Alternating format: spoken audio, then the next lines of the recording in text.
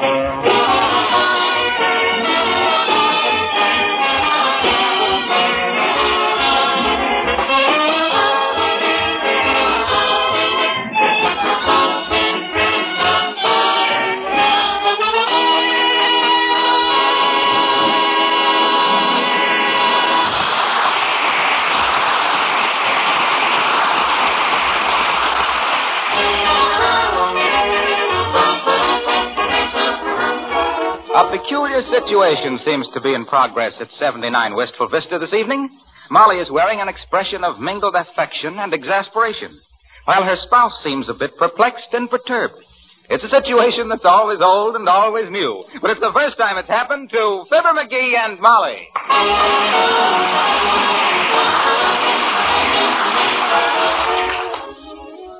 Come on, McGee, think. What day is this? Oh, no, let me see. It's Tuesday. The Chucks, we have that every week. Come now. What happened to us 15 years ago? 15 years ago? Search me, I don't think I... Oh, yes. Uncle Dennis got pinched for bootlegging. Shucks, ain't I the dumb one? I should have remembered that. Remember how he tried to ditch the evidence by pouring it down the sewer and 5 manhole covers blew off downtown? I'm glad you remind me of that, Molly. I wasn't reminding you of that. Huh? This, dearie, is our 15th wedding anniversary. What? It is? Our 15th? Only our... I mean... What do you know about that? Congratulations, Molly. What are you congratulating me for? Well, congratulations to us, then. 15 years. Don't seem that long, does it? No. Get your hat and let's go out and celebrate. All right. And I know just the place to go. Where? They're having a special this week at Kramer's Drugstore on caramel ice cream. Oh, come, dearie. Control yourself. I wouldn't have reminded you if I'd have thought you were going all to pieces like this. Remember the night we eloped, Molly? I certainly do, McGee. Oh, it was beautiful. Remember that funny little justice of the peace that married us? Yes. I still say it would have been a much prettier ceremony if he hadn't been chewing tobacco. Judge, I was nervous enough as it was. Come in. Howdy, folks. Want to buy any garden, truck, eggplant, squash, and carrots?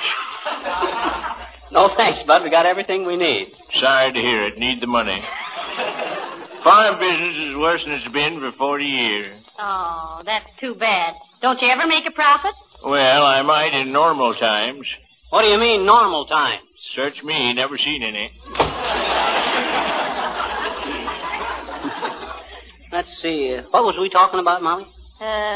Getting married. Oh, yes. I think we ought to, Molly. No! We did, didn't we? Are you sorry, dearie? Sorry? I should say not. I'd do it all over again.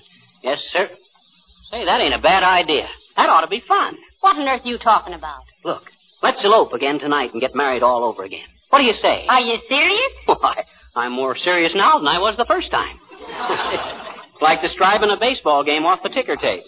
It's just as exciting even when you know what the score is.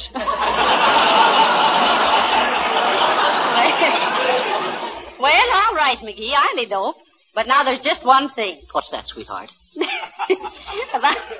About going down that ladder. Huh? Under the circumstances, don't you think it'd be better if I carried you down this time? No, that wouldn't work. I'm too ticklish. I'll tell you what you do, Molly. It'll be dark before long. You pack your bag, and I'll go someplace and borrow a ladder. Oh. Well, just a minute, dearie, before you go. Huh? What's the matter? Well, now that we're engaged, aren't you going to kiss me? Oh. Okay. Goodbye. Now, let's see. I wonder if the fire department would lend me a ladder. Maybe... Oh, how do you do, Miss McGee? McGee. Oh, hi, Uppy. Is Mrs. McGee at home? Yes, she is, Uppy. She's in the house there preparing her torso. Come on in.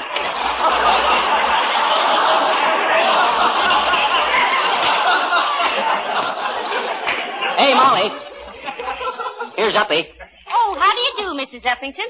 So nice to see you. Oh, and it's so nice to see you, my dear. Tell me, are you engaged this evening? Well, heavenly days. How did you know, Mrs. Uppington? We ain't only engaged, Uppy. We're going to get married. Oh, how very... What? Married? Why, yes, we thought it'd be fun. But, my dear, after all this time, I mean, oh, well, now, really. Oh, you don't catch on to it, Uppy. We're getting married again. You mean to each other? Well, who did you think? This is our 15th anniversary, Mrs. Uppington, and we're going to celebrate by eloping just like we did before. Yeah, incidentally, Uppy, you got a ladder we could borrow? A ladder? Oh, of course, I have a lovely ladder. Oh, I'm sure I still have the ladder I used when I dedicated the new chandelier at the Ladies' Exchange. Why, it's all covered with gold leaf and has a handrail. Oh, that sounds beautiful. That sounds a little dilly, but we ain't got time to dally. Can I come over and get it, Uppy? Oh, that won't be necessary, Mr. McGee. Snodgrass, my butler, will bring it over. Oh, my. Think of you two being married 15 years and eloping. Oh, dear. Oh, tell me, have you arranged for anyone to pursue you? Oh, no. No one is chasing us. This is just for our own amusement. Oh, of course. Well, I'm sure the affair will never be criticized, even though you are being unchaste. Oh, my Aunt, I a silly girl. Well, goodbye.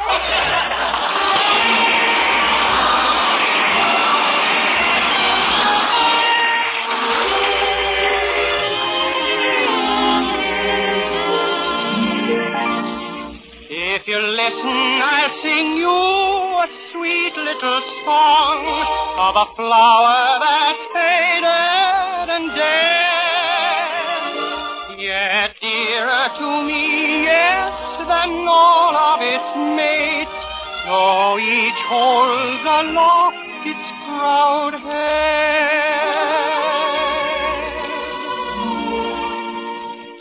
My wild Irish rose, the sweetest flower that grows. You may search everywhere, but none can compare with my wild Irish rose. My wild Irish rose, the dearest flower that grows. And someday for my sake she may let me take a bloom from my wild Irish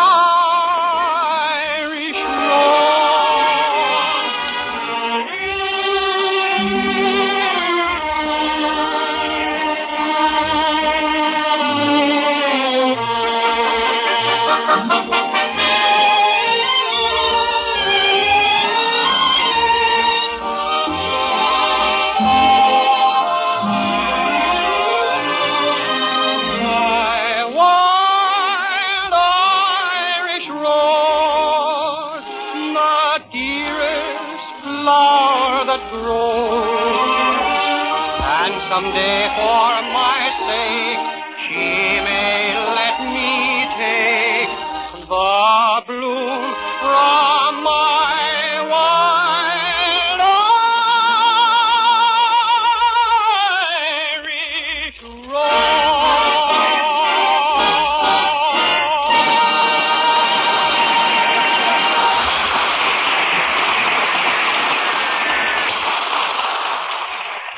I heard you and Fibber were eloping tonight.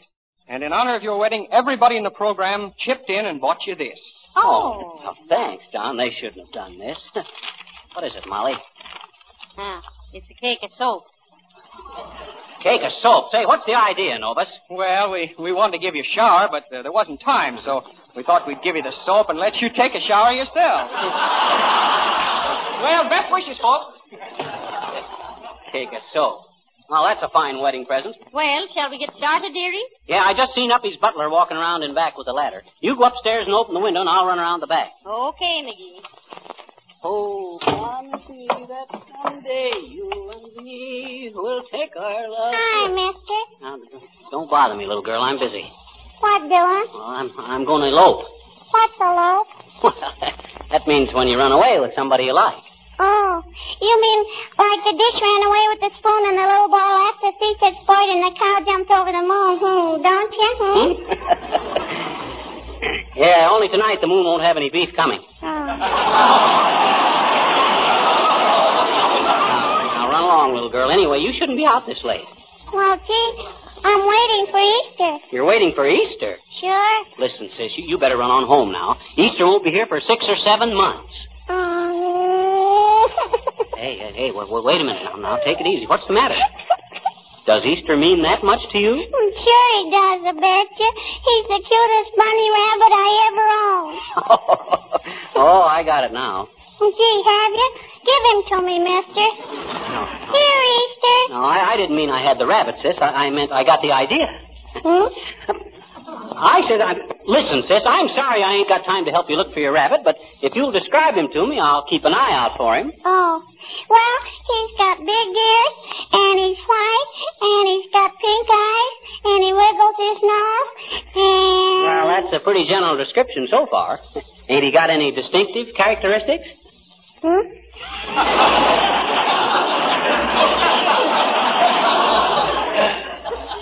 I says, ain't he got any peculiarities? What's he got that other rabbits ain't got? 6 little baby rabbits. I'm afraid with rabbits, sis, that ain't a very distinctive characteristic. Well, what I mean is, ain't he bow-legged? Ain't he got freckles? Don't he stutter or something? No. How about his tail? I guess we mustn't talk about that, I betcha. Why not? Why mustn't we talk about his tail? My mama said so. Oh, that seems peculiar. Just what did she say? Well, she said Easter was awful pretty, but he didn't have any tail to speak of. Well, thanks anyway.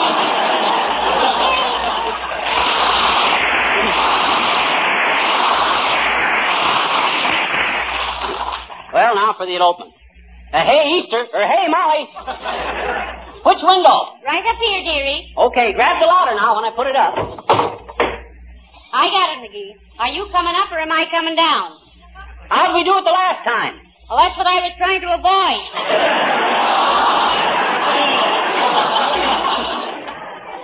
Well, here comes the suitcase.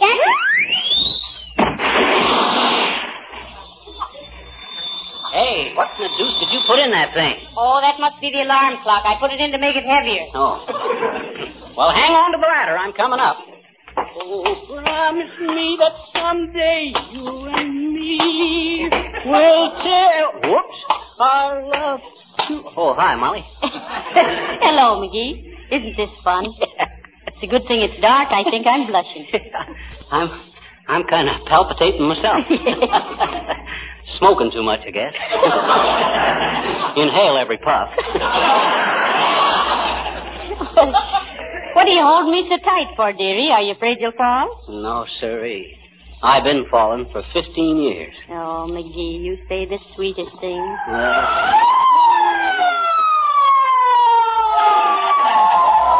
right, you come down out of that. We got you covered. Go away, will you? Go on, beat it, officer. We're eloping. Oh, eloping, a likely story. Take a look at that suitcase, Mike, and see what they got. Now, listen, officer. You're making a mistake. This is my house. We live here. You always go in by the upstairs window? Listen, officer, I'm his wife, and we're eloping. Yeah. That's pretty thin, eloping with your own husband. Come down here now and don't make any false moves. What's in the suitcase, Mike? Well, there's a couple of books, an alarm clock, and a flat iron. I see. All stuff that's easily disposed of. Now, come along quietly. Put that suitcase in the car, Mike.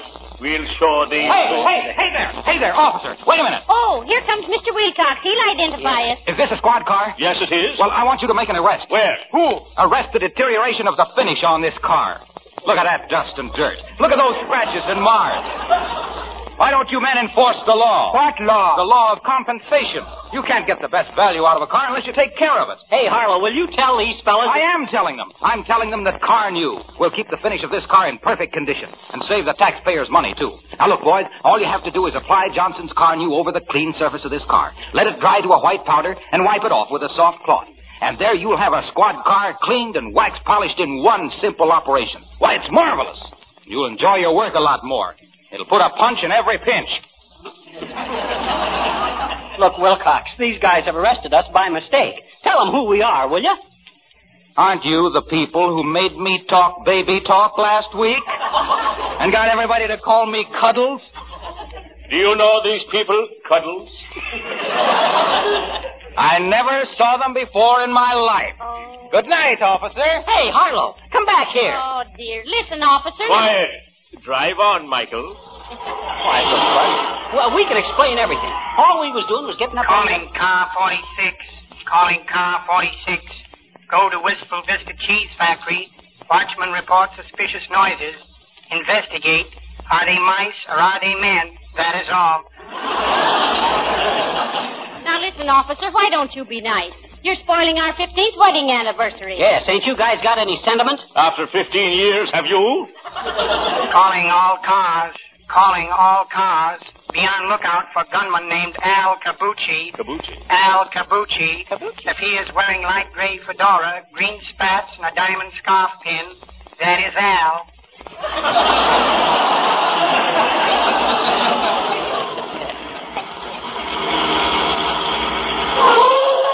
All right.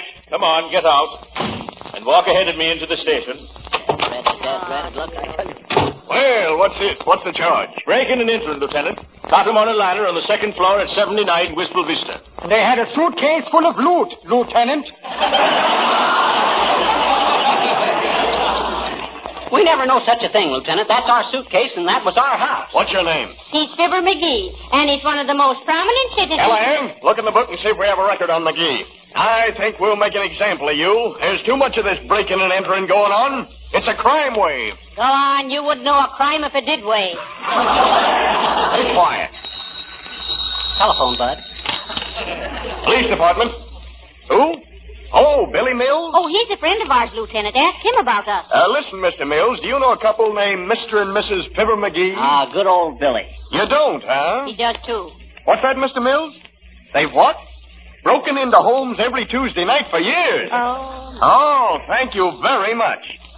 You're going to play what? White Sails. Yes, I'd like to hear it. Well, of all the dirty tricks. He'll swing for this.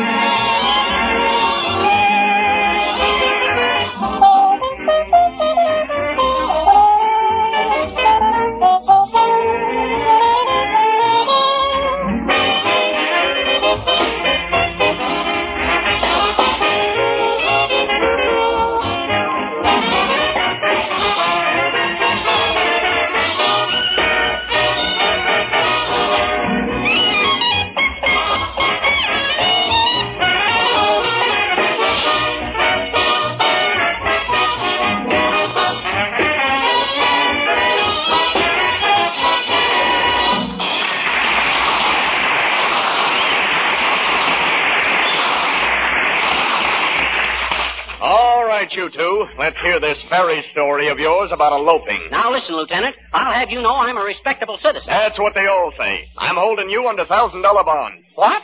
A prominent citizen like me? Why, you can't do that to me. I'm too big a man in this town. Why, even when I was a kid, Lieutenant, they wanted me to run for Congress. Why, they even had little pins printed with my head on them. Pinhead McGee, I was known as. Pinhead McGee, probably the most prominent person ever picked by plutocrat or plumber, poet or peasant as the prize promoter of praiseworthy projects, pointed to by perspicacious politicians as the pick of the populace to pioneer in putting the People's Party in power on a platform playing up the parking problem, and punishing the political pirates polluting the public payroll, and praised by even the paid press for properly purging punk and palooka from Pasadena to old Paducah.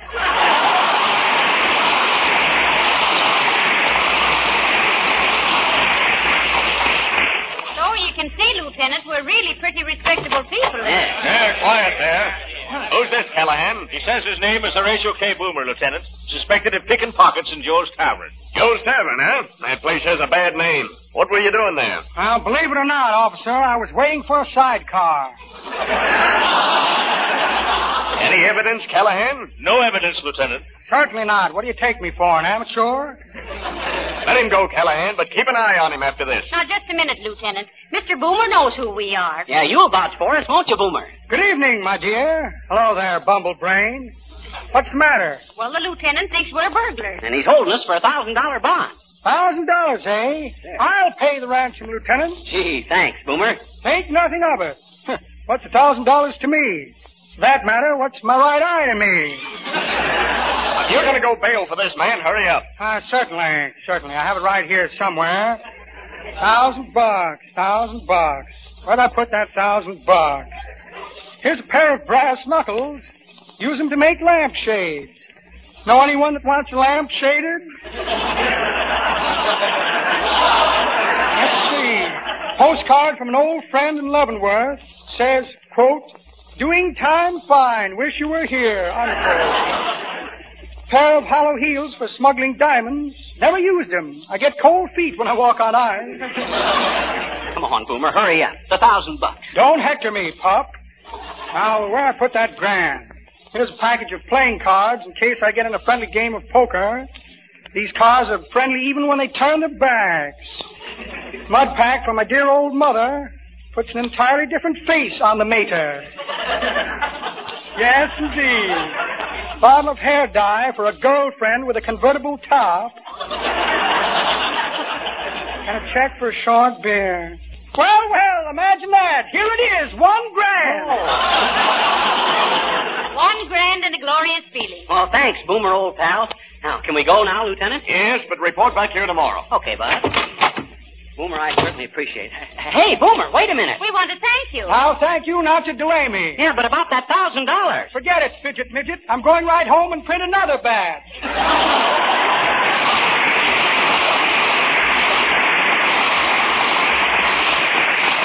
Heavenly days. He bailed us out with counterfeit money. Well, we ain't the only lambs that have been pulled out of a hole by a crook, Molly. Well, it's a fine end to a beautiful idea. No, it ain't, Molly. Don't give up yet. Now, let's go ahead and get married again, just as if nothing had happened. There's a justice of the peace in this building, and we'll see him right while we're here. Well, good for you, McGee. I think this is it right in here, Molly. Are you the justice of the peace, sir? Sure am, daughter. Hello there, Johnny. Glad to see you back. What do you mean, back? Hey? What do you mean, back? We haven't been here before. Oh, yes, you have. I married you kids in 1924. Never forget a face. Though in your case, Johnny, I certainly tried. Imagine that, Molly, the same guy that married us before. Well, he ought to be glad to know that it lasted. They tie more slip knots than love knots these days. That's pretty good, daughter. But that ain't the way I heard it. The way I heard it, one feller says to the feller, says, you know what them 3 balls over a pawn shop door stand for? Yep, says to the feller, 2 to 1, you don't get it back. What was it you wanted, kids? We want to get married again, old-timer. How much do you charge? $10, Johnny, for the original marriage. $5 for an encore. Oh, all right. Go ahead. Take me hand, dearie. Take this man beal off a wedding husband. Take this woman beal off a wedding. I sick of well, Richard pouring out now. Man, a wife. I'll kiss the bride. $15, please.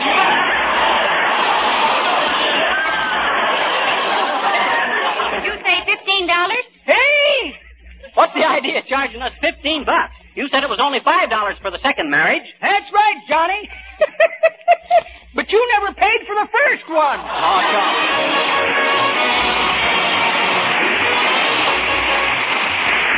Fibber and Molly will be back in a moment. That gives me just enough time to tell you something about Johnson's Car New. I don't believe any new product ever was hailed more enthusiastically by the public. Car owners really needed this easy-to-use cleaner and wax polish all in one. The job of polishing a car had always seemed a difficult one, requiring more time than the average person could give to it. But all this has changed since the introduction of Johnson's Car New. For this revolutionary new product both cleans and wax polishes your car in one easy application. Car New takes the place of two products, makes the job so simple that many women are now wax polishing their own cars. They've learned that just as Johnson's self-polishing Glow Coat has made floor polishing easy, so Johnson's Car New makes car polishing easy. Car New quickly removes all ugly road film, dirt, and stains. In a surprisingly short time, you can make your car sparkle and shine with a beautiful wax polish that everyone will turn to admire. Then you'll say, with thousands of other proud car owners, yes, your car looks like new when you use Car New. C-A-R-N-U, Johnson's Car New. For sale where auto supplies are sold and at your regular wax dealers. Well, McGee, I certainly was embarrassed at starting our second honeymoon by going to jail. You was, huh? Well, you wasn't half as confused as you was at our first wedding. What do you mean, confused? Don't you remember, Molly? You told your corsage how beautiful it looked and threw the bridesmaid downstairs. Good night. Good night, all.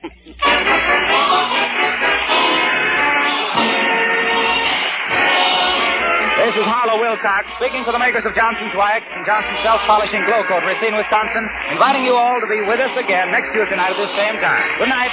This is the National Broadcasting Company.